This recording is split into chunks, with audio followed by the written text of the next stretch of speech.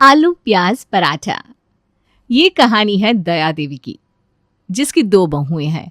दया देवी की बड़ी बहू को सही से खाना बनाना नहीं आता था, वहीं दूसरी और छोटी बहू खाना बनाने में एक्सपर्ट थी और उसके हाथ के बने हुए आलू प्याज के पराठे तो आहा क्या कहना। तो चलिए देखते हैं आज की ये मजेदार कहानी। अरे दया, क्या हुआ? बहू से पूछो आलू प्याज के पराठे बने कि नहीं। अरे बना रही है, बस थोड़ी देर में बनने वाला है। और वैसे भी कौन सा अच्छा बनाती है। कहीं भाभी उस दिन जैसा आलू प्याज का पराठा ना बना दे। उस दिन तो बहुत ही बेकार बना था माँ। आप लोग भी ना हमेशा मेरी पत्नी की कमियां निकालते रहते हैं। बेचारी इतनी कोशिश कर रही है ना। अरे हो सकता है कि इस बार आलू प्याज के पराठे अच्छे बने। हाँ हाँ बेटा, ठीक है ठीक है। लो आ गए आलू प्याज के पराठे। लीजिए पापा जी, मम्मी जी, देवर जी आप ही खाइए ना। शालिनी सभी के लिए आलू प्याज के पराठे परोस देती है। सभी लोग पराठे का एक निवाला अपने मुंह में डालते और निवाला डालते ही सभी के होश उड़ जाते हैं। अरे भाभी, आपने ये आलू प्याज का पराठा बनाया है कि क्या बनाया है? कितनी तेज मिर्ची है इसमें। उफ, ऊपर से मसाले भी कुछ ज्यादा ही लग रहे हैं। देवर जी आपको कुकिंग आती है क्या, जो आप इतनी कमियां निकाल रहे हैं? मुझे तो बिल्कुल ठीक लग रहा है। अरे नहीं नहीं, राजवीर बिल्कुल ठीक कह रहा है। मसाले सही से नहीं पड़े इसमें। और कितना तीखा बनाया है तुमने।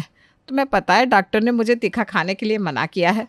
हाँ माँ जी, डॉक्टर ने आपको तीखा खाने के लिए मना किया है, लेकिन परसों ही तो आपने वो तीखे तीखे गोलगप्पे खाए थे, याद है या भूल गई आप? अरे वो तो बस महीने में एक बार खा लिया। भाभी, चाहे हम लोग आपके आलू प्याज के पराठे खाए या ना खाए, लेकिन भैया तो जरूर खाएंगे। क्यों भैया? अब हाँ हाँ, क्यों नहीं खाऊंगा मैं। मेरी पत्नी ने इतनी मेहनत से जो बनाया है। बेचारा शालिनी का पति जबरदस्ती वो तीखे तीखे आलू प्याज के पराठे खा लेता है। वहीं थोड़ी देर में उसके पेट में से आवाज आने लगती है। सभी लोग हंसने लगते हैं। मैं भी आता हूँ। अरे बहू, तुम्हारे पराठों की वजह से देखो तुम्हारे पति की क्या हालत हो गई। बेचारी शालिनी जब भी कुछ नया ट्राई करने की कोशिश करती तो उससे कुछ न कुछ गड़बड़ हो ही जाती। कुछ दिन बाद, अरे देवर जी, वीडियो कॉल पर कौन है? अब वो भाभी कुछ नहीं, मतलब मेरे कॉलेज का फ्रेंड है कोई।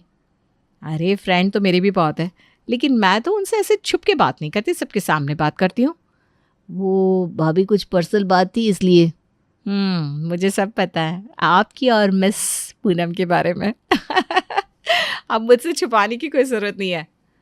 अच्छा भाभी, आपको कैसे पता चला?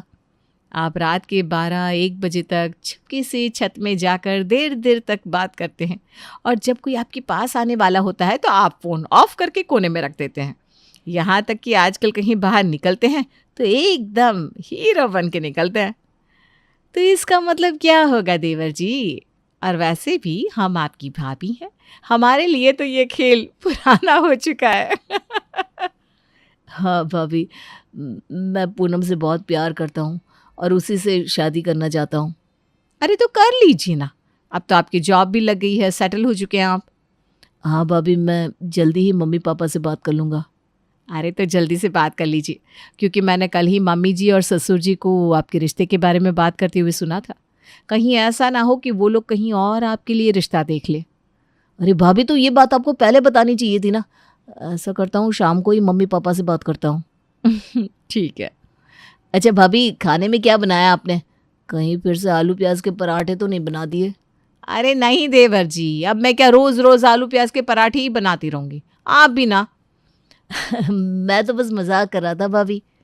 इसके बाद शालिनी अपने देवर को खाना परोसती है। थोड़ी देर में शाम हो जाती है और राजवीर अपने माता पिता से पूनम की बात करता है। बड़े भाई ने तो लव मैरिज करी ही करी, अब छोटे को भी लव मैरिज करनी है। मुझे पता था ये अपने बड़े भाई के नक्शे कदम पर ही चलेगा। मम्मी, आखिर लव मैरिज में क्या बुराई है?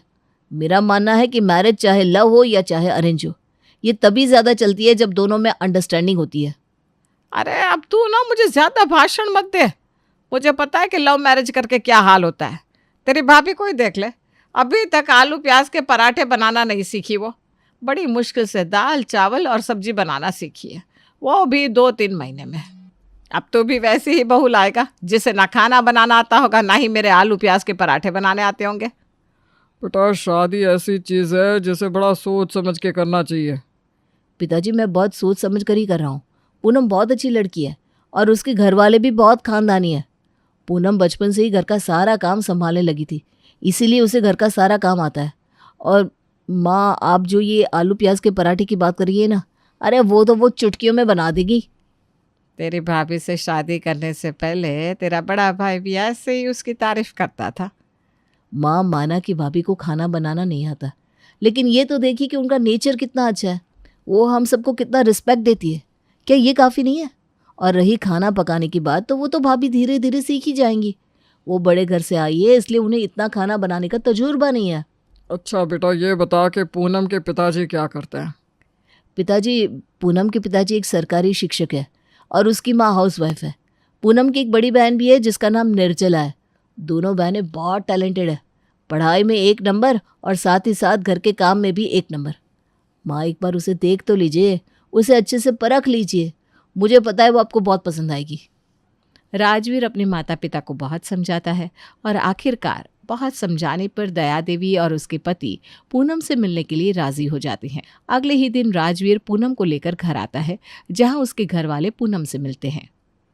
अच्छा मम्मी जी, क्या मैं आप सभी के लिए आलू प्याज के पराठे बना दूं? अरे पूनम, अभी तो तुम हमारी मेहमान हो, अभी से तुम आलू प्याज के पराठे बनाने की बात कर रही हो। अरे दीदी कोई बात नहीं, मुझे ना कुकिंग का शौक है। मुझे पता है सासू माँ को आलू प्याज के पराठे बहुत पसंद है, इसीलिए मैं चाहती हूँ कि मैं भी उनके लिए आलू प्याज के पराठे बना दूँ। मुझे पता है उनके नाश्ते का टाइम भी हो गया है, प्लीज़ मना मत करिए ना आप लोग। ठीक है, अगर तुम इतनी जिद कर रही हो तो बना लो, चख लेते हैं तुम्हारे हाथ का बना हुआ आलू प्याज का पराठा भी। हाँ माँ, देखना आपको 100% पसंद आएगा। इसके बाद पूनम सीधे किचन में जाती है, आलू उबालती है और थोड़ी देर में ही आलू प्याज के पराठे बनाकर तैयार कर देती है। पूनम बेटा, तुमने तो इतनी जल्दी इतने सारे आलू प्याज के पराठे बना दिए, क्या स्पीड है तुम्हारी, वाह भाई। चलिए मैं आप सभी के लिए ये आलू प्याज के पराठे परोस देती हूँ। हाँ हाँ बिल्कुल। पूनम सभी के प्लेट में पराठे परोसती है। आह, क्या पराठे बने हैं। मज़ा आ गया भाई, बहुत दिनों बाद इतने टेस्टी आलू प्याज के पराठे खाने को मिले हैं। हाँ सच में पूनम, तुम इतने टेस्टी आलू प्याज के पराठे बनाती हो, ये तो मुझे पता ही नहीं था। सच में बहुत अच्छे बने हैं, बहुत ज़्यादा। हाँ राजवीर, आपको कैसे पता होगा? आप तो हमेशा पिज्ज़ा बर्गर वही खाते रहते हो ना। हाँ ये बात तो है, देवर जी को विदेशी फूड ज़्यादा पसंद है। अरे भाभी, आपको पता है पूनम को तो विदेशी डिशेस बनाने भी आती हैं, वो भी एक से एक। पता नहीं क्या क्या बना कर लाती है मेरे लिए, मुझे तो नाम भी नहीं पता होता उनका। अच्छा, तो पूनम आपको सब कुछ पहले ही बना बना कर खिला चुकी है। कभी कभी पूनम मेरे लिए खाना लेकर आती थी ऑफिस के बाहर। ओहो, अच्छा अच्छा। उस दिन पूनम की बहुत तारीफ होती है। समय बीतता रहता है और पूनम राजवीर के परिवार वालों से घुल मिल जाती है। राजवीर तो सही कहता है, पूनम बहुत अच्छी लड़की है और हमारी घर की बहू बनने के लायक भी। तो ठीक है, अब हम लोग जल्दी से पंडित जी से मुहूर्त निकलवा लेते हैं। हाँ दया, बिल्कुल। कांग्रेचुलेशन देवर जी। राजवीर शर्मा जाता है। वो मन ही मन बहुत खुश हो रहा था।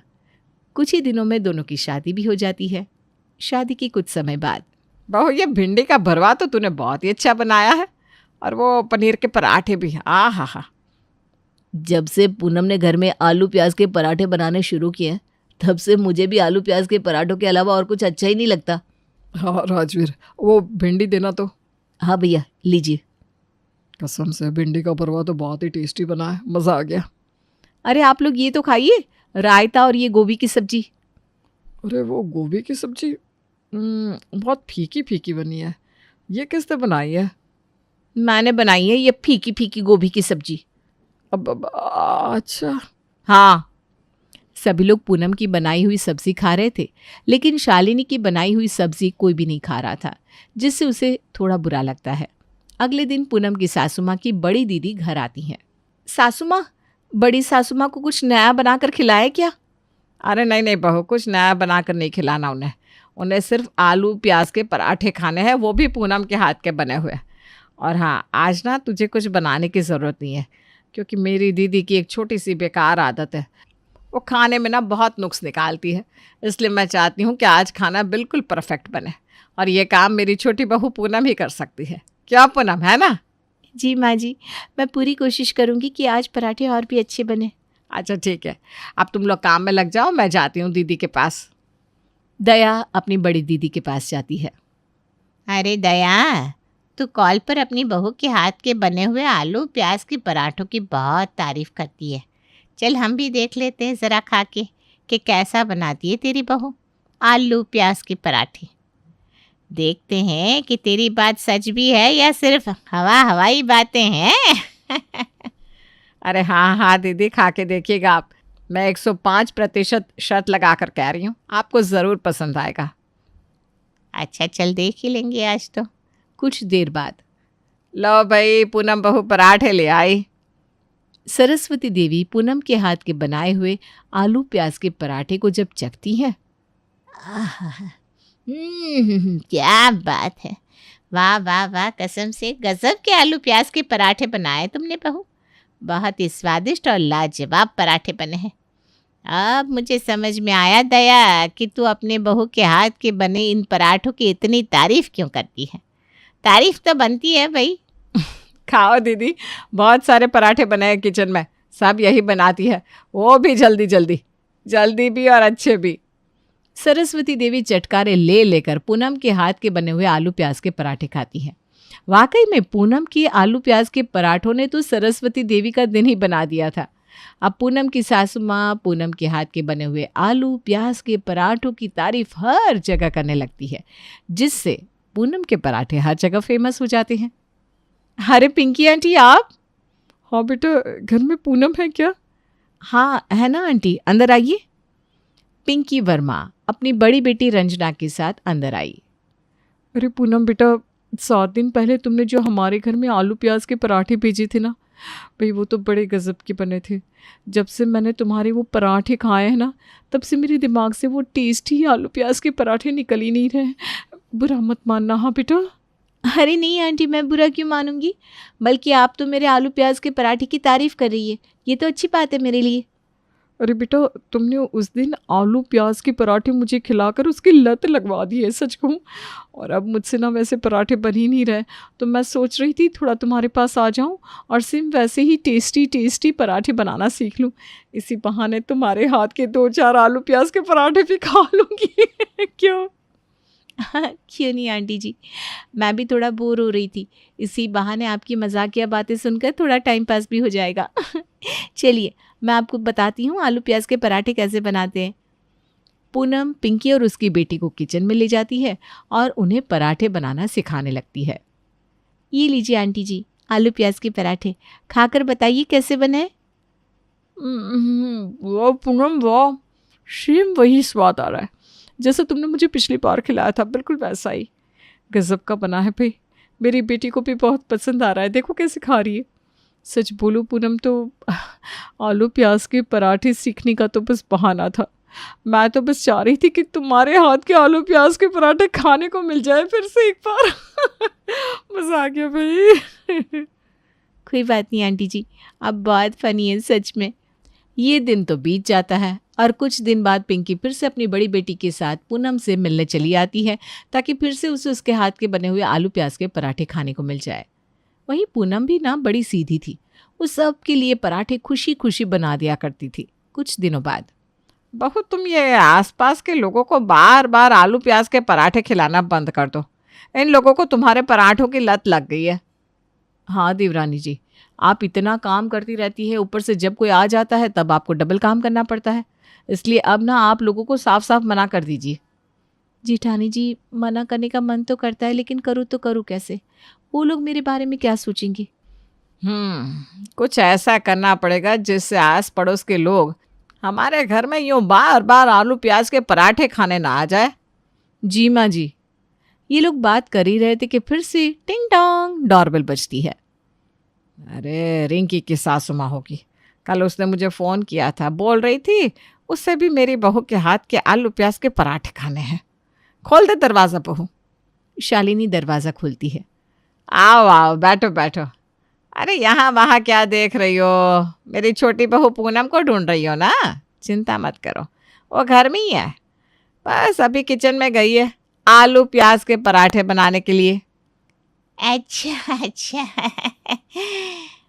तो अब पूनम के टेस्टी टेस्टी आलू प्याज के पराठे के कारण दया देवी के घर में अचानक से मेहमानों का आना जाना बहुत ज़्यादा बढ़ गया था। यहाँ तक कि अब तो लोग बिना बताए ही और किसी भी टाइम उनके घर आ जाया करते थे, जिससे सभी लोग बेहद परेशान हो गए थे। सासू माँ, आज तो घर में इतने सारे मेहमान आए थे कि बेचारी पूनम तो दिन भर बस आलू प्याज के पराठे ही बनाती रह गई, जिससे उसके हाथ में अब बहुत दर्द भी हो रहा है। सुनो बड़ी बहू, कल से तुम आलू प्याज के पराठे बनाओगी? लेकिन मुझसे तो आलू प्याज के पराठे बिल्कुल भी अच्छे नहीं बनते। फिर अरे कोई बात नहीं बहू, कोशिश तो करो। फिर क्या, अब दया देवी की बड़ी बहू शालिनी आलू प्याज के पराठे बनाकर मेहमानों को खिलाने लगती है। पराठे में आज वो स्वाद नहीं आ रहा। हाँ दया। अरे ऐसे कैसे हो सकता है? ये आलू प्याज के पराठे तो पूनम ने ही बनाया है। लगता है मेरी बहू के हाथ में वो स्वाद नहीं रहा। अच्छा, दया देवी सभी से झूठ बोल देती है कि वो आलू प्याज के पराठे उसकी छोटी बहू पूनम ने बनाए थे। वहीं लोगों को आलू प्याज के पराठों का बिगड़ा हुआ स्वाद पसंद नहीं आता और धीरे धीरे लोग दया देवी के घर में आना बंद कर देते हैं। तभी एक दिन, शालिनी बहू, आज तुमने कढ़ी बहुत अच्छी बनाई है। मुझे पता है हम लोग तुम्हारी कुकिंग की तारीफ नहीं करते, जो गलत बात है।